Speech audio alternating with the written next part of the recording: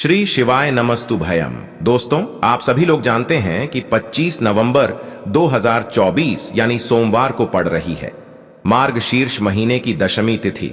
और दोस्तों, यह वह दशमी तिथि है जो मार्गशीर्ष महीने में पड़ने वाली सबसे बड़ी तिथि है, क्योंकि यह सोमवार के दिन पड़ रही है और इसका बहुत ही बड़ा और विशेष महत्व होता है। पूज्य गुरुजी ने कहा है कि अगर कभी भी मौका लग जाए और मार्गशीर्ष महीने की सोमवार दशमी तिथि को पड़ जाए तो आप लोगों को 2 शमी के पत्ते वाला उपाय तो अवश्य ही करना चाहिए। इन दोनों का संयोग बहुत कम आता है और इसी के साथ में गुरुजी ने अपनी शिव पुराण कथा में बताया है कि इस दिन आपको 2 शमी के पत्ते वाला उपाय तो आपको अवश्य ही करना चाहिए, क्योंकि ऐसा दिन पूरे साल में सिर्फ एक ही बार आता है। और दोस्तों, आप सभी लोग जानते हो कि सोमवार दशमी तिथि का अगर सबसे बड़ा कोई उपाय है तो 2 शमी के पत्ते वाला उपाय है। तो दोस्तों, इस सोमवार दशमी तिथि के दिन आप लोगों को इस 2 शमी के पत्ते वाला उपाय को जरूर करना है। बहुत सारे लोग होंगे जिन लोगों ने इस उपाय को ना किया हो, मतलब पूरा साल निकल गया, उन्होंने किसी भी दिन इस 2 शमी के पत्ते वाला उपाय को ना किया हो। पर दोस्तों, आपके पास एक आखिरी मौका बचा हुआ है जो कि 25 नवंबर सोमवार दशमी तिथि के दिन है। तो इस दिन आप लोगों को इस वाले उपाय को जरूर कर लेना है। भले ही आपने पूरे महीने भर इस उपाय को ना किया हो, पर अगर आपने इस मार्गशीर्ष महीने के सोमवार दशमी तिथि के दिन अगर इस वाले उपाय को कर लिया तो आपको इस उपाय को करने का वह फल मिलेगा जिसकी आपने कभी कल्पना भी नहीं करी होगी। इसीलिए आप लोग इस वाले उपाय को एक बार जरूर कर लेना है, ताकि आप लोगों के हाथ से यह मौका ना जा सके और आपको इस उपाय को करने का फल मिल सके। दोस्तों, यह उपाय पंडित जी ने अपनी अभी की ही श्री शिव महापुराण की कथा में बताया है, जिस उपाय को आज हम आपको बहुत अच्छे से समझाने वाले हैं। इस वीडियो को देखने के बाद इस उपाय को समझने के लिए आपको कोई और वीडियो को देखने की जरूरत नहीं पड़ेगी। तो चलिए दोस्तों, उपाय को शुरू करते हैं। देखिए, यह इस मार्गशीर्ष महीने के सोमवार दशमी तिथि के दिन यह इतना खास होता है, इतना महत्वपूर्ण होता है। देखा गया है कभी कभी बड़े बड़े पूजा पाठ अनुष्ठान से जो मनोकामना पूर्ण नहीं होते, वह मार्गशीर्ष महीने के सोमवार दशमी तिथि के दिन एक छोटे से उपाय करने से ही आपकी मनोकामना पूर्ण हो जाती है। और बहुत सारे लोगों ने इस उपाय को किया भी है और उनको इस उपाय को करने का फल भी जरूर मिला है।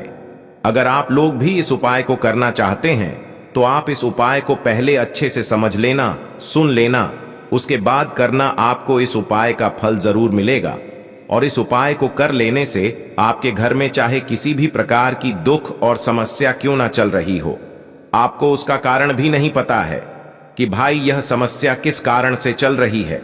उसका कुछ भी कारण हो सकता है, जैसे पितृदोष हो सकता है या किसी भी तरह का मंगल दोष भी हो सकता है। तो इस दिन आप लोगों को यह वाला उपाय कर लेना है। यह एक ऐसा उपाय है जिस उपाय को अगर किसी विशेष दिन पर किया जाए तो भाई उस विशेष दिन का जो है वह तो हमें मिलता ही मिलता है, पर हमने उस दिन पर इस उपाय को किया है तो हमें उससे भी बड़ा फल मिलता है और फल बहुत जल्दी मिलता है, क्योंकि आप इस उपाय को बहुत ही बड़े और विशेष दिन पर कर रहे हो। तो चलिए अब उपाय के बारे में बात करते हैं, लेकिन उससे पहले आप लोगों को यह जानना आवश्यक है कि आखिर यह उपाय किस समय करना है, किसको करना है और कैसे करना है। तो चलिए हम आगे आपको वीडियो में एक एक करके बता देते हैं। लेकिन उससे पहले अगर आप लोग हमारे चैनल पर पहली बार आए हैं या फिर मेरी आवाज आज पहली बार सुन रहे हैं तो हमारे चैनल को सब्सक्राइब जरूर कर लेना और इस वीडियो को लाइक करके कमेंट बॉक्स में श्री शिवाय नमस्तुभ्यम ओम नमः शिवाय जरूर टाइप कर देना। तो दोस्तों, इस 2 शमी के पत्ते वाला उपाय को हमें इस सोमवार दशमी तिथि के दिन कैसे करना है, किसको करना है, किस समय करना है और कहां पर करना है, ये सारे सवालों के जवाब आपको इस वीडियो में मिल जाएंगे। और जो ये वीडियो देखेगा भाई, उसको 2 शमी के पत्ते वाला उपाय जरूर करना चाहिए, क्योंकि इस दिन 1 शमी के पत्ते का भी बहुत ही बड़ा और विशेष महत्व होता है। और जब बात आ जाए 2 शमी के पत्ते की, तो ये सोने पर सुहागा वाली बात हो जाती है और ये एक बहुत ही बड़ा उपाय हो जाता है इस सोमवार दशमी तिथि का। तो अब दोस्तों, इस 2 शमी के पत्ते वाला उपाय को आखिर करना किसको है, सबसे पहले हम लोग वह बात जान लेते हैं। तो देखो, घर की जो बड़ी माताएं बहनें होती हैं, उन माताओं बहनों में से कोई भी एक बड़ी माता बहन इस वाले उपाय को कर सकती है और दोस्तों, अगर आप चाहे तो अपने घर में से सभी सदस्यों को भी इस उपाय को करवा सकते हैं। अगर किसी व्यक्ति की खुद की कोई मनोकामना है, खुद की कोई दुख और परेशानी है जो कि वह अपने लिए ही करना चाहता है इस वाले उपाय को, तो वह खुद अपने लिए भी कर सकता है। बाकी अगर कोई घर में से ऐसा है जो कि अपने पूरे घर परिवार की सुख और शांति के लिए यह वाला उपाय करना चाहता है, तो भाई वह भी कर सकता है। उसमें भी कोई दिक्कत वाली बात नहीं है। कहने का मतलब यह है कि इस उपाय को हर एक सदस्य भी कर सकता है और पूरे घर परिवार के सदस्य के लिए घर की बड़ी माताओं बहनों में से कोई एक माता बहन भी कर सकती है। माताएं बहनें अगर घर में उपस्थित ना हो या वह यह वाला उपाय ना कर पा रही हो, तो फिर घर का कोई बड़ा सदस्य भी इस 2 शमी के पत्ते वाला उपाय को कर सकता है, चाहे फिर वह पुरुष ही क्यों ना हो। उसमें कोई भी दिक्कत वाली बात नहीं है।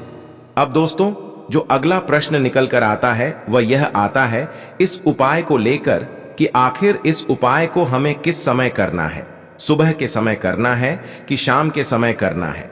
तो देखो, इस वाले उपाय को आप लोग सुबह के समय भी कर सकते हो और शाम के समय प्रदोष काल में भी कर सकते हो।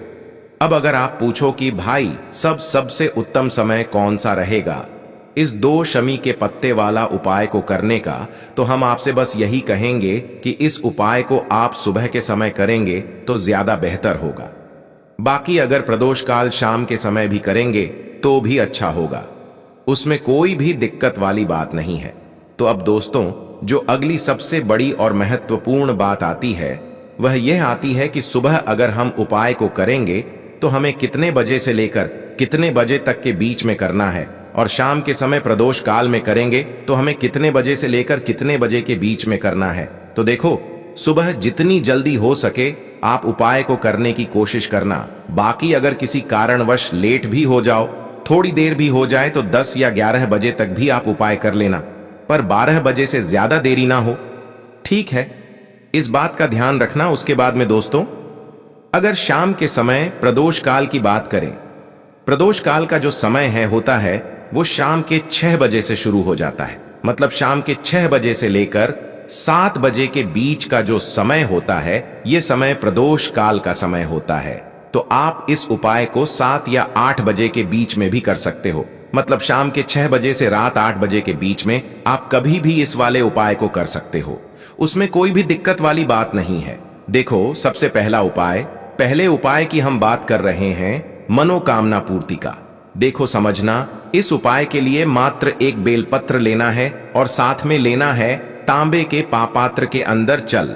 यहां पर ये जो उपाय आप करोगे तो यहां पर विशेषकर 2 बार आपको मनोकामना बोलनी है और आपकी वो मनोकामना परिपूर्ण हो जाएगी। अब ये पेड़ जो है ये आप आपके घर में भी, अगर गमले में बेलपत्र है तो वहां पर भी आप ये उपाय कर सकते हैं, ठीक है? बेलपत्र का पेड़ हो गमले में या आपके घर में आंगन में कहीं बेलपत्र का पेड़ हो तो वहां पर भी आप ये उपाय कर सकते हैं। या आपके घर में नहीं है, मंदिर में है, तो मंदिर में जाकर के भी आप यह उपाय कर सकते हैं।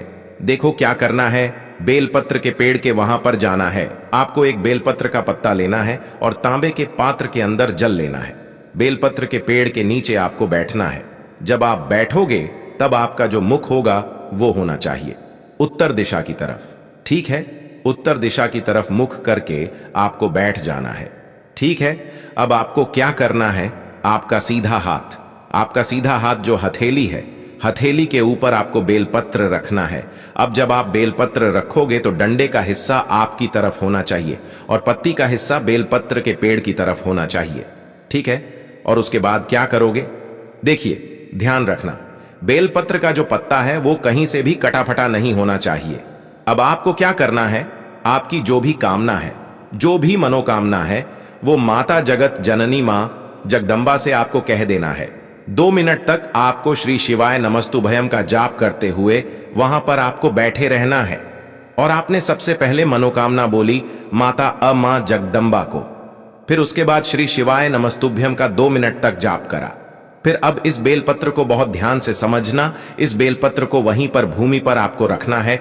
भूमि पर स्वच्छ जगह पर आपको बेलपत्र भूमि से स्पर्श कराना है। स्पर्श करा लिया, स्पर्श कराने के बाद थोड़ी देर में आपको वो उठाना है वापस से बेलपत्र, ठीक है? बेलपत्र की जड़ में आपने समर्पित करा और श्री शिवाय नमस्तुभयम का जाप करते हुए आपको वह बेलपत्र वापस से उठाना है। आगे इतनी बात समझ में, बेलपत्र उठाने के बाद आपको यह बेलपत्र और जो तांबे के पात्र के अंदर जो जल लेकर के आए हो, यह दोनों चीज आपको ले जाना है भगवान शिव के मंदिर में, जहां पर महादेव जी का शिवलिंग हो, वहां पर आपको जाना है। और अब आपको क्या करना है, ये जो बेलपत्र, जो आपने बेलपत्र का जो पत्ता जो उठाया था, वही बेलपत्र का पत्ता आपकी वापस से जो आपने मनोकामना वहां पर हथेली पर बेलपत्र रखते हुए बोली थी, वही मनोकामना आपको यहीं पर वापस से बोलना है और वह मनोकामना जल्द से जल्द महादेव परिपूर्ण कर दे, ऐसी आपको प्रार्थना करते हुए यह बेलपत्र आपको उल्टा यानी कि चिकना वाला जो हिस्सा होगा वह शिवजी पर स्पर्श होना चाहिए, डंडी का हिस्सा जलाधारी की तरफ होना चाहिए, पत्ती का हिस्सा आपकी तरफ होना चाहिए। इस प्रकार से यह बेलपत्र रखना और उसके बाद अब आपको क्या करना है, एक टा जल जो आप लेकर के आए हैं, शुद्ध जल, वह महादेव जी के शिवलिंग पर जो बेलपत्र रखा हुआ है उसी पत्ते के ऊपर आपको अर्पित कर देना है। आपके जीवन में जो भी मनोकामना होगी वह निश्चित तौर पर परिपूर्ण हो जाएगी। देखो यहां पर एक चीज समझना, हमने आपको विशेष बोला था 2 बार आपको मनोकामना बोलनी है। एक हथेली के टाइम पर आपने मनोकामना बोली हथेली पर पत्ते रखते हुए, और दूसरा जो मनोकामना बोली आपने भगवान शिव के वहां पर बोली। 2 बार मनोकामना बोलने वाला विशेष उपाय ना तो ये हो गया पहला उपाय, अब हम बात करते हैं दूसरे उपाय की। देखिए दूसरा उपाय भी बहुत ही ज्यादा विशेष है। आप यह उपाय करोगे धन प्राप्ति के लिए। अगर आपको ऐसा लगता है कि धन संबंधित बहुत ज्यादा जीवन में परेशानी है, बहुत ज्यादा कष्ट है, तो आपको यह उपाय करना चाहिए। कहीं से भी आप चाहते हैं कि आपके जीवन में धन का आगमन हो, आपके घर में धन का आगमन हो ही नहीं रहा है, तो फिर विशेषकर आपको यह उपाय करना चाहिए। दूसरा वाला, किसी भी सोमवार के दिन आप यह उपाय कर सकते हैं। एक दीपक लेना, दीपक के अंदर लाल बाती लगाना। ठीक है, लाल बाती या सिंपल बाती भी आप लगा सकते हो। साथ में लेना है एक अक्षत का दाना, यानी कि एक चावल का दाना। सोमवार का दिन है, सोमवार दशमी तिथि के दिन, यानी कि भगवान चंद्रदेव का दिन होता है, तो चंद्रदेव शीतलता प्रदान करते हैं और चंद्रदेव का जो शुभ रंग होता है वह है सफेद, सफेद में चावल। ठीक है, तो चावल ले लिया आपने और एक लंबी बाती का दीपक ले लिया जिसके अंदर घी हो। अब आपको सोमवार दशमी तिथि के दिन प्रदोष काल के समय यह उपाय करना है। यह जो दीपक है आपको बेलपत्र के पेड़ की जड़ में आपको अर्पित करना है। सबसे पहले चावल का दाना डालना, फिर उसके बाद दीपक प्रज्वलित करना और दीपक का जो मुख होगा वो होना चाहिए उत्तर दिशा की तरफ, और उसके बाद जो भी आपकी विशेष कामना है वो आपको बोलना है। श्री शिवाय नमस्तुभ्यम का जाप 2-4 मिनट तक आपको करना है और यह सुंदर सा प्यारा सा उपाय करना है, बहुत ही प्यारा सा उपाय है। अब हम बात करते हैं तीसरे विशेष उपाय की। देखो यदि आपके घर में बहुत ज्यादा बीमारी रहती है ना, तो मात्र 2 शमी के पत्ते सोमवार दशमी तिथि के दिन अगर आप इस प्रकार से चढ़ा देते हैं तो आपके घर की सारी बीमारी दूर हो जाती है। कुंदकेश्वर महादेव की विशेष कृपा होती है। कोई भी बीमारी हो, कैसी भी बीमारी हो, आप चाहते कि यह बीमारी मेरी ठीक हो जाए, यह बीमारी जो है इसमें मैं को आराम लग जाए, तो आपको विशेषकर यह उपाय करना चाहिए। देखो सोमवार दशमी तिथि के दिन आपको 2 शमी के पत्ते लेना है, साथ में लेना है तांबे के पात्र के अंदर जल। यह तीनों सामग्री लेकर के, यानी कि दोनों सामग्री लेकर के आपको जाना है भगवान शिव के मंदिर में। ठीक है, सबसे पहला जो शम का पत्ता होगा वह भगवान शिव के शिवलिंग पर आपको कुंदकेश्वर महादेव के नाम से बीमारी दूर हो ऐसी कामना करते हुए आपको अर्पित कर देना है। शिवलिंग पर डंडे का हिस्सा जलाधारी की तरफ होना चाहिए। अब जो दूसरा शम का पत्ता होगा वो आपको भगवान शिव के जो जलाधारी का जो बिल्कुल कोना रहता है, एंड रहता है, इस प्रकार से आपको यह दूसरा शम का पत्ता आपको रख देना है। ठीक है, यह पत्ता भी रखोगे तब भी आपको कुंदकेश्वर महादेव का स्मरण करना है।